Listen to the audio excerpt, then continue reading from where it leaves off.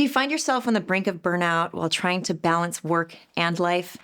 Emotional intelligence might be the missing link to performing at your best without feeling overwhelmed. Hi, I'm Lindsay Vasola, and today we're diving into emotional intelligence, or EQ, and how it directly impacts your performance as a photographer and as a business owner. As solopreneurs, we're constantly juggling multiple demands, clients, creativity, deadlines, and our personal lives too. Learning to manage not just your tasks, but your emotions can dramatically elevate your ability to thrive under pressure, connect with clients, and stay resilient through the ups and downs of owning a business. Today, I'm going to spend a few minutes telling you a bit more about EQ, emotional intelligence, and how it can directly impact not just the performance and success of your business, but give you higher performance in your work and in life. We've all been to a restaurant where the food might have been decent or pretty good, but it was the service the reason why we'll never go back. And the fact is that the best technical skills often can't outperform the lack of soft skills, especially in a relationship-based business like the restaurant business. But in the photography business, it's no different. You're in the relationship business, and your service, your product, happens to be photography. The fact is that you may be leaving a lot on the table in terms of money and opportunity, not because of your lack of technical skill, but because of your lack of awareness and development of emotional intelligence, also known as EQ. These soft skills or intangibles have hard costs. So emotional intelligence, what is it? I like to think about it in three different ways. All of us have our personality. Most of us are born with our personality. Do we tend to be shy? Are we outgoing? How engaging are we? Personality is something that you don't have to change necessarily. The second piece we all have is IQ. Think of this as your technical skills, your actual knowledge about something. IQ, while you can build these skills, is pretty much set. And then there's the third facet, EQ, emotional intelligence. These are those soft skills or intangibles. And I know in my own business, I always found that these were the skills that I knew made a difference, but I didn't know how to tangibly build them into my business, but I knew that it was so important. And emotional intelligence truly is the missing link between businesses that will succeed and those that will continue to struggle. There are 5 core facets of emotional intelligence, and I'll dive into each one a bit. The 5 are self-awareness, self-management or emotional management. We have empathy, social skills, and motivation. We're going to start with self-awareness. Self-awareness is the ability to almost take yourself out and see how you respond, how you act, how you interact with others, as if you're watching it from the outside in. It's the ability to understand your motivators, your triggers, what excites you, what might demotivate you. These are absolutely important. The key is that self-awareness, we're not born with self-awareness. This is a skill that we have to build. And we also think with age and experience, this is where self-awareness is built, if we're paying attention to it. So questions I like to ask people to gain self-awareness are things like, when you are given feedback, positive or negative, how do you interpret that feedback? How do you take it? Do you get defensive, or do you take it as a lesson to learn to be able to perhaps perform better? Another question could be something like, when you're under pressure, how do you typically respond? Do you shut down? Do you get anxious? Do you tend to kind of feel frazzled and not feel organized? Do you procrastinate? When we talk about self-awareness, it's important that we're not doing it from the lens of judgment, that we're actually doing it as a place of learning and bettering ourselves. The second facet is emotional regulation or self-regulation.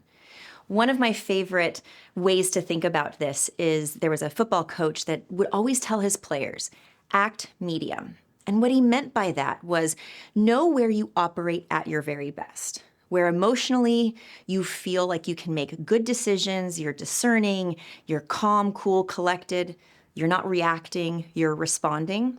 See, when emotions get too high, for example, the football players, if they're doing really well and they're winning, we can often become complacent. And that's when we lose, right? And we're not paying attention. On the other side is when our emotions are too low. We feel depressed, anxious. Maybe we lost a client or we received bad feedback. The key here is, how do we quickly get back to medium? And we need to have the awareness of ourselves to first recognize when we're on either side of those emotions. And it's not about not having those emotions. As I said, it's about how quickly can we get back to being at your best. The third is empathy. Empathy, not to be confused with sympathy, is the ability to put yourself in someone else's shoes, to see the world as they see it. Photography is such a great example of this. When you're sitting with a client, understanding what their challenges or fears might be. Being in front of a camera can be extremely challenging. It might bring up a lot of fears or insecurities. Understanding from their perspective and then asking them questions, making them feel comfortable, that is a soft skill that is directly attached to your success as a photographer. The fourth facet of EQ, social skills. Imagine you're sitting down in front of a client. Social skills is your ability to determine, is this client ready to buy, or do you need to get more information from them? Do they need to understand a bit more of your services before you go in with your pitch? Social skills is your ability to read a room, be able to pick up on nuances when you're working with somebody one-on-one or even having a conversation in a group. Social skills are absolutely key to high emotional intelligence and a key to your success as a photographer. The last facet of EQ is motivation.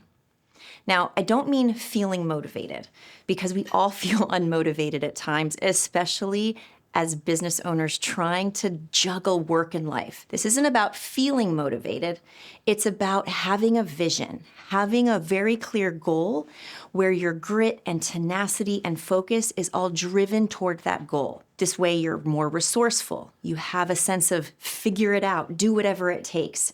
Highly emotional, intelligent people have this level of motivation because they have a clear vision. When you have a clear vision of your photography business, that motivation is going to drive your success. Another way to think about EQ is if we all have a panel of buttons. You know that saying that says, "Don't push my buttons"? Well, we have to know what those buttons are. Self-awareness, awareness of others. Basically, these buttons all represent things like what motivates us, what demotivates us, what are our triggers, what are our stress buffers, what are things that get us excited, what things give us anxiety or make us procrastinate. If we better understand our buttons, the better that we can adjust and perform in everyday work and life. The better we can understand our clients' buttons, the more effective we'll be at selling, attracting, and ultimately creating a better experience for our clients as well. So think about that analogy. If I can sit across a table or sit down with a client and I can understand what those motivators are and what might actually make them more apprehensive to buy, that's going to lead to greater success. We all know that photographer who has great technical skills, but lacks in the people skills, the soft skills, the intangibles of what really makes a great photography experience. Science even proves this. Those with higher EQ make upwards of $29,000 more per year than those with lower EQ. 90% of high performers have high EQ. EQ is responsible for upwards of 60% of your job performance. And I would argue that in a relationship-based business like photography, it's responsible for closer to 75 to 80% of your job performance. Technical skills are important, absolutely. But it's the soft skills, the people skills, your ability to manage relationships that really determine your long-term success. Emotional intelligence is a skill. It's a group of skills, just like photography. The more you practice it, the more you apply it and understand it, the stronger you become. Start paying attention to those buttons. Build that self-awareness, those muscles, and use your emotions as a tool for growth, not an obstacle. Thanks for watching, and remember, your next breakthrough could be as simple as mastering yourself.